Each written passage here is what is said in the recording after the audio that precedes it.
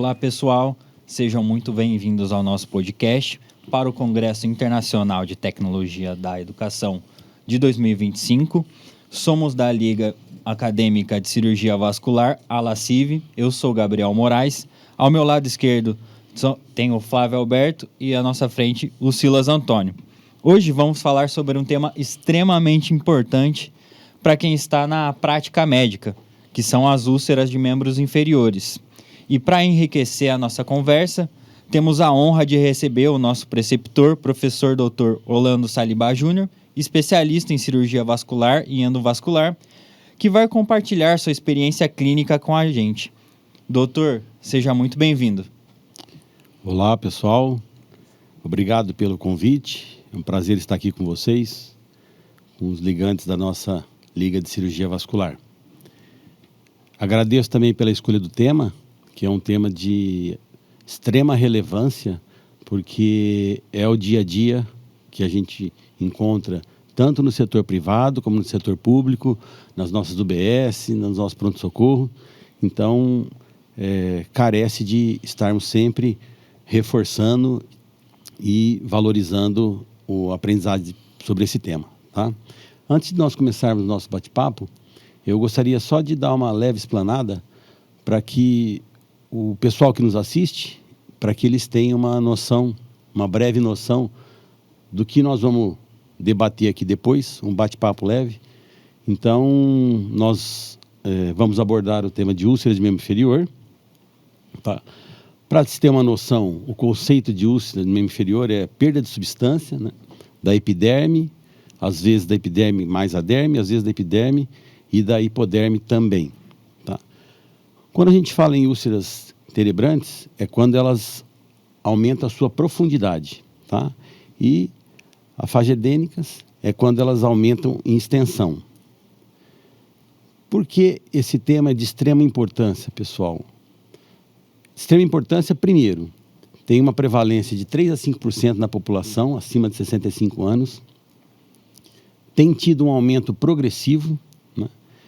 E elas estão geralmente habituadas a doenças vasculares, sendo que, quando envolve as úlceras respectivas a doenças vasculares, 80% está relacionada com doenças do sistema venoso, né?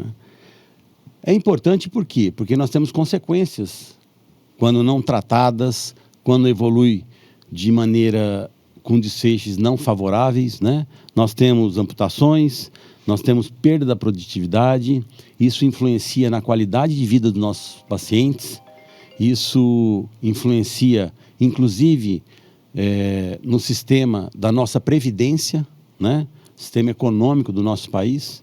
Então, devido a essa importância, é um tema que nós sempre temos que nos ater e estarmos nos aprimorando, tá?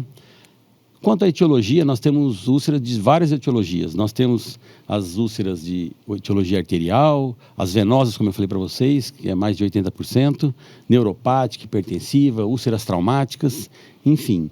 O importante é nós identificarmos já no início da anamnese, uma anamnese bem feita, né? E um exame físico bem feito. Aqui todas as etiologias são várias, inclusive as infecciosas, né? E dentre essa avaliação, nós temos que ver, como eu já comentei, uma história pregressa desse paciente, o estado geral dele, estado nutricional, isso influencia inclusive na cicatrização, né? Avaliação da pele, se tem pigmentação, se tem eczema. Nós temos várias classificações da doença venosa, que é CEAP, que vai de 0 a 6, inclusive 6 seria uma úlcera em atividade e 5, CEAP 5 seria úlcera cicatrizada, né? O aspecto da úlcera, principalmente, a localização, o tamanho e as avaliações, verificação de pulso, enfim. Dados da história, se o paciente tem dor, se ele tem dor para caminhar, se ele claudica, né? Fatores agravantes, fatores que são atenuantes. Quanto ao exame físico, ausência de pulso, né? O índice tornozelo-braço. E o sucesso do tratamento, ele depende de um diagnóstico correto, certo? A conduta específica para cada ferida, os curativos, hoje nós temos inúmeros curativos, nós vamos comentar um pouquinho daqui a pouco, a questão de curativos mais modernos, né? Sobre a medicina regenerativa. E essa úlcera venosa que eu comentei para vocês, que abrange cerca de 80% das úlceras de origem vascular, por isso que eu vou comentar rapidamente mais sobre ela, né? Ela tem alteração de pele, vocês podem ver a figura aqui, o paciente pode claudicar, geralmente é na região medial, e ela tem formas irregulares, o paciente ele cursa com edema, pigmentações, o tamanho é variado, né? E a base terapêutica, nós temos que reduzir a hipertensão venosa desse paciente, né? Nos membros inferiores. E você restabelece a fisiologia do meio, né? Como? Um pouquinho de repouso em Trendelenburg, quando você leva as pernas do paciente, uma compressão elástica e inelástica, curativos. Já comentei com vocês, hoje nós temos curativos novos no mercado, que tem potencial de cicatrização espetacular, né? E não poderia deixar de comentar a respeito da síndrome pós-trombótica, aquele paciente que teve um episódio de trombose venosa profunda e não foi diagnosticado em tempo hábil, né, em tempo rápido, e ele evolui com consequências, com sequela, mesmo que ele faça um tratamento, mas se o diagnóstico e esse tratamento foi tardio, ele tem muito maior probabilidade de apresentar todas as características da síndrome pós-trombótica, que é um edema, são úlceras, varizes secundárias, né? Então eu queria dar essa primeira explanada aqui para vocês terem uma noção a respeito do que nós vamos debater um pouquinho aqui. Então, doutor, como o senhor bem elucidou para a gente, né, a gente percebe que esse impacto das úlceras, elas extrapolam a questão da definição de saúde, né? Porque, por exemplo, a gente tem acometimento da qualidade de vida, como o senhor falou, questão de aposentadoria precoce, o paciente, como acomete mais idosos, o idoso vai ficar mais tempo dentro de casa, isso pode levar a uma redução da funcionalidade dele, acarretar problemas como depressão, ansiedade. E em relação a isso, né, como em relação ao seu dia a dia, no consultório, no hospital, o senhor que tem muito contato, qual seria o porquê delas serem tão preocupantes, além dessas características que o senhor já bem elucidou para a gente? Veja bem, por que a lesão ulcerada ela é preocupante? Quando a gente tem a danificação, quando nós danificamos a nossa pele é um fator de proteção. Então você deixa a estrutura muscular exposta. Então ali vira uma porta de entrada. Você pode ter infecções ali, né? Lembrando bem que o paciente diabético, ele chama muito a nossa atenção também, porque a chance dele, se não tiver um cuidado adequado, a chance dele contrair uma infecção numa úlcera dessa é grande, e aí isso pode evoluir rápido, né? Então, assim, todos esses pontos que eu coloquei aqui para vocês, o paciente, a lesão ulcerada de membro inferior, ela tem uma morbidade muito grande, né? O paciente, como você bem colocou, ele fica muitas vezes afastado do seu trabalho, ele gera prejuízos econômicos, né, para a nossa previdência. Se não gerar prejuízo econômico, ele tem um prejuízo social, né? E a autoestima do paciente, o paciente acaba se isolando, né? E sem contar tudo isso que eu coloquei, a probabilidade de contrair infecções, isso complicar e ter evoluções, desfechos piores, né?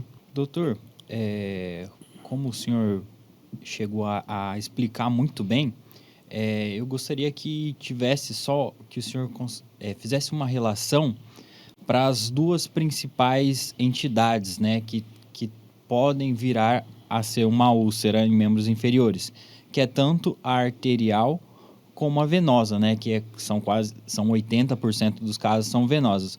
O senhor consegue falar para a gente quais são as diferenças entre as duas que o médico, principalmente o clínico ali de UBS, ele tem que fazer no exame físico, que ele tem que notar essa diferença no diagnóstico entre essas duas? Gabriel, essa pergunta sua é de suma importância, adorei sua pergunta. Por quê? porque eu vou colocar aqui para vocês, primeira coisa, é uma anamnese bem feita, né? Como eu coloquei aqui, você tem que perguntar para o paciente se ele tem dor para caminhar, se ele claudica, né? Se as pernas incham, se ele acorda bem e à tarde, no final da tarde, as pernas têm inchaço, têm edema, né? Então, assim, baseado numa história bem feita, uma anamnese bem feita, depois você vai fazer um exame físico bem feito. Você tem que ver se o paciente tem pulsos distais presentes, pulso pedioso, pulso tibial posterior, poplíteo, né? Porque se esse paciente não tem pulsos presentes, se ele tem histórico de ser tabagista, né? A gente sabe que o cigarro ele aumenta e acelera muito a doença aterosclerótica. Então esse paciente pode ter estenose ou mesmo oclusões no sistema arterial, e a falta de irrigação nos tecidos, essa isquemia pode gerar uma úlcera de origem arterial. Já a úlcera de origem venosa, como eu coloquei aqui para vocês, cerca de 80% das úlceras de origem vascular ela é venosa, né? Isso geralmente é no lado mais medial da perna, né? A arterial é mais do lado lateral, né? Ela tem um edema, diferente da arterial, que a úlcera arterial, geralmente a perna não tem inchaço. Você tem na arterial rarefação de pelo, na úlcera venosa você tem bordas irregulares, a arterial ela tem uma borda mais limitada, né? Enfim, essas diferenças, elas já te dão um norte, elas já te dão um direcionamento muito grande para onde você vai mirar a sua investigação, né? Então, isso é fundamental. Uma história bem feita, uma anamnese bem feita e um exame físico bem feito. Você pode fazer isso mesmo sem aparelhos sofisticados. Você pode fazer isso numa UBS, você pode fazer isso no seu consultório particular, você pode fazer isso num pronto-socorro, né? Então, fica aqui a orientação para que você volte a atenção para uma história bem colhida e um exame físico bem feito. O diagnóstico, doutor, o primeiro passo, como o senhor tinha comentado, é a história clínica que tem que ser bem detalhada. E a gente sabe que, no caso de comorbidades como trauma prévio, que o paciente já pode ter sofrido, além dos medicamentos e hábitos como tabagismo, que o senhor acabou de comentar, são coisas que impactam muito negativamente.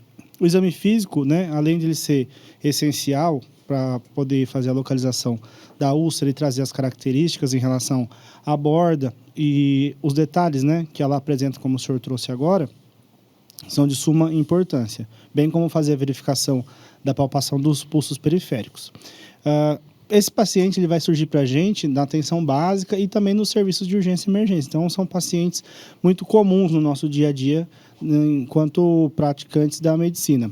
E existem alguns exames complementares que ajudam bastante a gente a verificar a gravidade das lesões que esses pacientes podem estar apresentando, como o Doppler e o índice tornozelo-braço, que o senhor comentou agora há pouco, né? No caso do índice tornozelo-braço, quando ele é menor ou igual a 0,8, a gente já pode estar pensando numa doença arterial. E aí, além desses, quais exames o senhor considera que são dispensáveis no primeiro atendimento ao paciente com uma úlcera de perna? Hoje, como você bem colocou, é um exame fácil de se executar, não precisa de aparelhos caros, você faz o ITB, que é o índice tornozelo-braço. A gente aí já pode até descartar uma probabilidade, uma possibilidade mais forte de uma úlcera de origem arterial, né?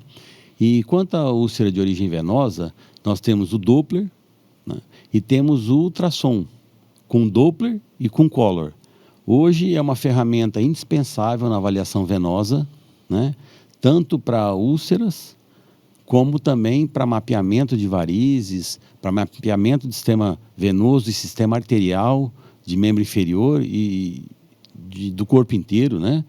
Então, hoje, o ultrassom com Doppler e Color, que é o Echo Color Doppler, é uma ferramenta indispensável hoje, né, nos exames. Então, é um dos principais exames. Fora isso, nós temos um exame que também não é invasivo, né? Lembrando que o ultrassom é um exame não invasivo, né? Hoje, antigamente nós fazíamos a flebografia, hoje não se justifica mais fazer a flebografia. A flebografia é um exame invasivo, onde você vai injetar contraste, né? E você pode provocar, se o paciente às vezes tem uma úlcera, você pode aumentar, ou se ele não tem, você pode provocar uma úlcera. Então hoje a flebografia só se justifica para fins acadêmicos, para trabalhos científicos, né? Fora isso, não se justifica você pedir um exame desse. Você pede ultrassom com Doppler, com Color, né? O Echo Color Doppler, que ele te dá muito mais, ele te oferece, né? Muito mais substratos para você poder conduzir um tratamento mais adequado, né? Um outro exame é a pletismografia. A pletismografia também é um exame não invasivo. Nós temos a pletismografia AR, nós temos a pletismografia, a fotopletismografia, né? São exames que eles calculam o reenchimento capilar. Então, se você tem um reenchimento muito rápido, a probabilidade de você ter uma lesão de origem venosa também é grande, né? E nós temos também, além do Doppler que eu já falei, o ultrassom com Doppler e Color, a pletismografia, né? Nós temos a bioimpedância, que não é tão usado, né? Mas, enfim, o exame hoje mais utilizado na rotina nossa da cirurgia vascular é a ultrassonografia. E quando que a angiotomografia está indicada? A angiotomografia, ela estaria mais indicada para situações onde você não consegue uma visualização adequada com ultrassom. Por exemplo, a estrutura óssea, quando você fazer um exame de ultrassom, ela acaba que ela reflete, ela é um bloqueio, é uma barreira, então ela não te dá uma definição adequada, né? E a angiotomografia também, ela serve para quê? Para você fazer um detalhamento de uma proposta de tratamento, tá? Quando você vai fazer um tratamento, por exemplo, endovascular, para cirurgias arteriais, ou mesmo para você ver algum tratamento para doença venosa, né? Por exemplo, a compressão da veia ilíaca, né? Você faz uma angiotomografia se você, por acaso, for colocar algum stent venoso, alguma coisa desse tipo. Então, a angiotomografia, ela te dá detalhes, né? Ela te dá uma precisão maior, né? Mas ela se reserva a esses casos mais específicos, inclusive para detalhamento de propostas terapêuticas, né? Bom, então, né, quando a gente fala aí de tratamento, a gente sabe, né, como o senhor bem colocou, tratar sempre a causa de base, né, de forma inicial aí, no início de tudo. No caso das venosas, a medida de compressão elástica, a gente sabe que é fundamental, o senhor tem até estudos, né, em relação a isso, muito bons. E nas arteriais, a necessidade de revascularização, quando indicado, né. Por exemplo, o controle de glicemia também, que é fundamental para a gente evitar progressão do diabetes para neuropatias periféricas, por exemplo, né? E também, em relação a isso, a gente sempre lembrar, igual o senhor falou, né? A gente sabe que a úlcera ali, independente se ela for venosa, arterial, qual a origem dela, ela é uma porta de entrada, né? Para inoculação de bactérias e isso predispor complicações, desfechos desfavoráveis, como o senhor bem colocou. Em relação a isso, né, de tratamento e cuidado com essas feridas, o que o senhor tem observado em relação a avanços mesmo nesse cuidado, nesse tratamento, nessas questões? Como você bem colocou, a hora que você tem diante, né, um paciente na sua frente ali para você fazer um tratamento com uma úlcera, você tem uma região que está exposta à infecção, com maior facilidade, porque você tirou a pele, você tirou a proteção, né? O controle da glicemia, por quê? Porque nós sabemos que o diabético descompensado, se ele tiver uma infecção, isso vira uma bola de neve.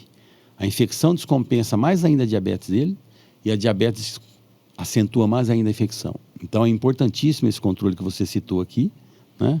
Levar a glicemia do paciente bem controlada. Quanto a tratamentos, né? Nós temos os tratamentos não farmacológicos. Você colocou aí, nós temos as compressões. Então, nós temos a meia elástica e nós temos a compressão inelástica também. Um exemplo disso é a bota de Una, a antiga e famosa bota de Una, né? Temos resultados espetaculares. Com isso, o paciente não tem o edema, porque quando você tem um edema muito importante, você há de convir comigo que você distancia mais ainda as bordas da ferida, né? Quando você contém esse edema, você acaba contendo também, né? E o inchaço, o edema do paciente com essa bota inelástica ou mesmo com compressão elástica, você facilita a ação dos produtos que você fizer um curativo, você facilita a ação de antibióticos sobre aquela úlcera, né? E você tem um resultado satisfatório na cicatrização muito maior, né? Uma outra coisa também, mas a gente não pode propor isso para o paciente, né? Seria uma posição de Trendelenburgo. Por quê? Você pode até propor, mas se o paciente tiver necessidade, por exemplo, de trabalhar, como é que você vai falar para ele assim, você fica o dia inteiro deitado com a perna para cima, né? A posição de Trendelenburgo é quando você eleva os membros inferiores e os seus pés ficam acima do nível do coração. O que acontece quando você faz essa posição? Você facilita o retorno venoso, né? E com isso você tem o esvaziamento dos capilares mais fácil e você tem uma regressão do inchaço, uma regressão do edema. Mas como eu bem coloquei, tem situações que você não pode pedir para o paciente e falar assim, você fica o dia inteiro deitado em posição de Trendelenburgo, né? Muitas vezes o paciente tem que sair para trabalhar, tem que fazer seus afazeres, né? Uma outra situação seria a elastocompressão, como eu falei, compressão elástica, compressão inelástica, né? Nós até temos um trabalho realmente que nós fizemos com gestantes. Esse trabalho ele foi publicado numa revista norte-americana, na Flebody, e para nossa alegria ele também entrou para as diretrizes europeias de doença venosa, né? É um trabalho onde nós acompanhamos as gestantes 9 meses e nós pudemos observar o quê? Que as pacientes que fizeram uso de meia elástica durante a gravidez tiveram muito menos complicações, tiveram menos aparecimento de varizes, de vasinhos e aparecimento de feridas, inclusive. Foram poucos casos, né? Mas dentro do trabalho do N que nós tivemos um caso de paciente que desenvolveu uma ferida. Você imagina o desconforto para essa paciente? A paciente já está gestante, quer dizer, ela tem todos os desconfortos da alteração hormonal da gravidez, né? Peso, a dor nas costas, e aí ela começa com uma ferida na perna, dor na perna, né? Enfim. Então, assim, uma outra tecnologia que a gente tem visto que cabe bem para o nosso podcast aqui, né? Desse Congresso Internacional de Tecnologias, se trata da medicina regenerativa. Hoje nós temos curativos, né? Altamente específicos. Curativos, eu vou dar um exemplo de um deles, que é o biovidro. O biovidro são cristais, né?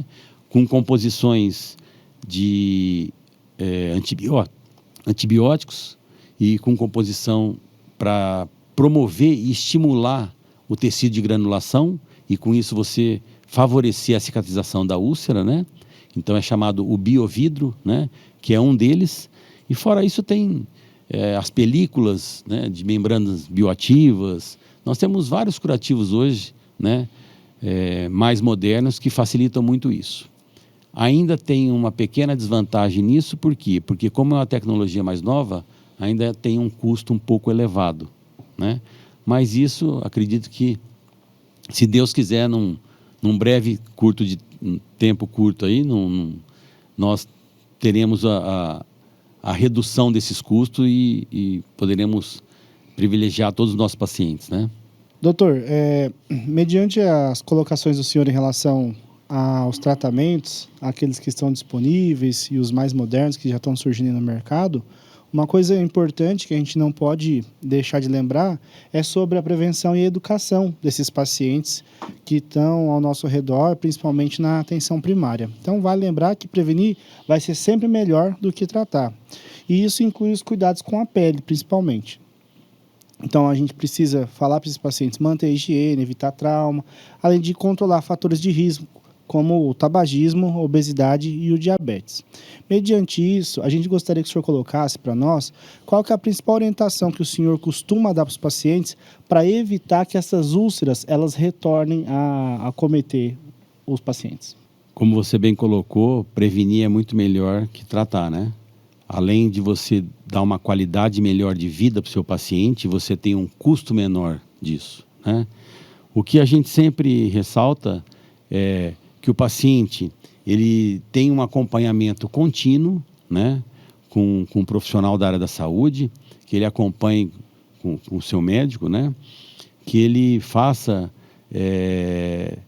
o abandono dessas práticas de cigarro, né, que ele leve a sua pele mais hidratada. Por quê? Porque quando você tem uma pele mais ressecada, você concorda comigo que a probabilidade de você ter fissuras e isso provocar uma abertura de uma ferida é muito maior. E ainda tem, às vezes, aquela principalmente na doença venosa, você pode ter prurido. E aí o paciente vai, né? Coça, debaixo das nossas unhas é cheio de micro-organismos, né? E aí isso acaba provocando abertura de feridas, infecção. Então, assim, um cuidado com a pele, como você bem falou, hidratar, uso de meias elásticas para conter a pressão venosa, né? Atividade física é importantíssimo. Por quê? Porque, vou só dar um exemplo para vocês. Quando o nosso coração bombeia, ele manda o sangue com pressão para todo o nosso corpo. Então, o sangue vai para o crânio, vai para o membro superior, tórax, abdômen, membro inferior. Vou falar só dos membros inferiores, tá? Que é a distância maior do coração, é o nosso pé. Né? Então, a pressão venosa pela posição do ser humano, ela é maior quanto mais distal no membro inferior do coração for. Né? O que acontece? Em torno de 1/3 do dia, nós passamos dormindo. Né? Em média, né? Tem gente que dorme um pouco mais, outros dormem um pouco menos, mas em torno de 8 horas, né? 1/3 do dia, então o coração e o pé estão no mesmo nível, só para vocês entenderem. E os outros 2/3? Você está sentado ou em pé. Né? Então, paciente que fica também muito tempo sentado, ele acha que não tem problema. Tem que ter um alerta para isso, porque você ainda faz uma dobra na região inguinal, que você diminui o fluxo de retorno venoso do pé para o coração, né? E às vezes a pessoa ainda joga a perna para trás ainda, né? Faz uma dobra no joelho ali maior ainda, né? Onde você tem um estrangulamento da veia e diminui o refluxo venoso. E para aqueles pacientes que ficam muito em pé também, o que acontece? A hora que o sangue vai do coração para o pé, ele vai com pressão, né? E tirando a hora que nós estamos dormindo, vocês concordam comigo, ele vai na descida. Na descida o santo ajuda, né? E na subida. Então, assim, por que eu quis dar esse exemplo? Porque a atividade física é importantíssima, pessoal. Porque você trabalha a bomba da panturrilha, sim, que é o nosso coração periférico, né? É o coração da perna que a gente costuma brincar. Então, para quem pratica atividade física, você tem um bombeamento do retorno venoso do membro inferior para o coração muito maior. Então, isso facilita o retorno venoso, você esvazia os capilares, você diminui a probabilidade desse paciente ter inchaço, né? E com isso, você diminui a probabilidade desse paciente também desenvolver uma úlcera venosa, desenvolver varizes e assim vai, né? As complicações que podem dar a doença venosa, né? Excelente. Bom, então foi isso, gente. A gente está chegando agora ao fim, né, do nosso bate-papo. Então hoje a gente pôde entender aí, né, graças à presença do Dr. Orlando, a importância da gente reconhecer, né, entender também que é um desafio esse tratamento das feridas, das úlceras em membros inferiores. Mas, como foi bem pontuado aqui, né, pela gente, pelo nosso bate-papo, a gente pode entender que com um tratamento adequado, com a identificação precoce, o diagnóstico adequado, a gente consegue sim mudar a vida dos pacientes que sofrem, né, desses problemas, dessas alterações arteriais, venosas e com todas as etiologias que a gente conversou hoje, né. E em relação a isso, né, só para finalizar aqui, Doutor, eu queria saber se o senhor tem uma dica para a gente, alguma coisa em relação a toda a sua expertise, para nós, futuros médicos e todos os profissionais de saúde, futuros profissionais de saúde que estejam nos assistindo. Primeiro, gostaria de falar que nós temos o dever de cuidarmos da nossa saúde, né? Isso é o principal, todos nós. Em relação à doença vascular, no caso do nosso podcast aqui, eu ressalvo que o paciente, ele precisa abolir hábitos como o cigarro, né, que a gente sabe que é altamente prejudicial. Esse paciente precisa fazer atividade física, como eu bem coloquei aqui, acabei de colocar para vocês, a importância do bombeamento, né, do retorno venoso do coração periférico, que é a nossa panturrilha, e sem contar que o exercício físico, a atividade física, ele promove uma melhor qualidade na sua respiração, ele promove a transpiração, você tem uma melhor qualidade na sua pele, enfim, parte de gastrointestinal. O exercício físico ele é bom para tudo, né? Tem que ser, claro, para pacientes com mais idade, tem que ser um exercício orientado, né? A gente sempre ressalta isso, né? E além do exercício físico, eu acho importantíssimo que o paciente ele faça avaliações periódicas, né? Que ele cuide da saúde dele. E em relação às úlceras, não menospreze, né? Eu já vi úlcera de membro inferior por conta de uma picada de inseto, você entendeu? A pessoa não valorizou, coçou, aquilo infectou e virou meses e meses para isso aí trazer uma qualidade de vida para o paciente. Então, assim, nunca menospreze uma úlcera, tá? Procure um tratamento o mais rápido possível e faça avaliações periódicas, que é o melhor. E cuidemos da nossa saúde, né? Perfeito, então. Então, mais uma vez, né, agradecer a sua presença, doutor, agradecer a presença dos outros ligantes aqui. E nosso bate-papo vai ficando por aqui. Até mais.